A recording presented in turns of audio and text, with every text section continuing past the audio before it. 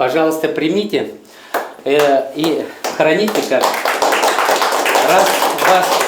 Бүйік Ватан соғышында қатнашқан yoqташыбыз Андрей Минеевнің табылған орденін балаларына тапшыралар. Көрсеткен батырлықлары үшін 2-ші дәреже Ватан соғышы орденін жеңуінің 40 еллығы оңайынан берерге тиіш болалар. Он так медалями дорожил, всем этим дорожил, и как он попал туда, к Светлому озеру, мы сейчас в недоумении, конечно. Спасибо поисковикам нашим за то, что нашли нас, нашли орден Папин и вручили нам сегодня. Мы горды и будем беречь его.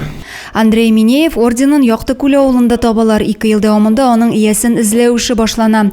Оннары Россия оборона министрлыгы аша орден номері бойынша оның иесін харби юлын ашықлайлар. Тик бүлекнің Яқтыкөл жерлігінде табылуын біркім де аңлата алмай. Когда созвонились с родственниками, говорят, мы не получали ее вообще. У нас в это время здесь вообще не было в Заинском районе. Поэтому как она здесь оказалась, орден, мы не знаем.